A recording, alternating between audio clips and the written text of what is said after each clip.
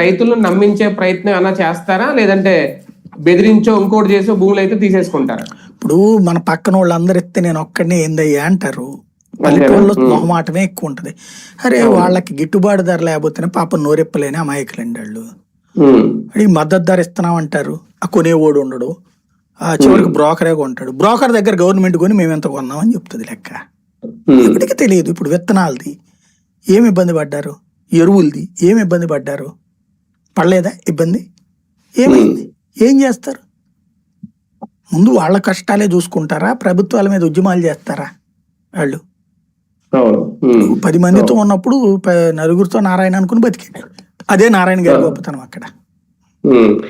విద్యుత్ విషయంలో ప్రజల్లో ఉన్న అనుమానాలు చెరిపేసే ప్రయత్నం ఏమైనా జరుగుతుందా? నిజంగా ఆయన అన్నది 4 రూపాయలకే యూనిట్ విద్యుత్ త్వరలో ఇస్తాము, ఆ ప్రయత్నం అయితే నిజంగా 4 రూపాయలు తగ్గించడం అంటే మామూలు విషయం కాదు.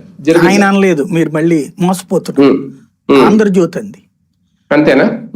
ఆయన అన్నది 5 రూపాయల 10 పైసల నుంచి 4 రూపాయలు 90 పైసలు చేశాను, ఇంకో 10 పైసలు ఏడాది తగ్గిద్దాం, రాబోయే రోజుల్లో ఇంకా తగ్గించడానికి చూద్దామని చెప్పారు. తగ్గించేసారు 4 రూపాయలు వచ్చేసింది. ఇది నమ్మేసి రేపు పొద్దున బిల్లు చూసుకుంటే అంటే ఇప్పుడు ఏంటి సింపుల్ లాజిక్ అనమాట. అంటే భాష పబ్లిక్ కి తెలియదు కాబట్టి ఒరిజినల్ భాష ప్రూవ్ డౌన్ చేయమని ఎవరు చెప్పారు? కరెంటు ఛార్జీలు పెంచినప్పుడేమో రెగ్యులేటరీ కమిషన్ పెంచింది, మాకు సంబంధం లే.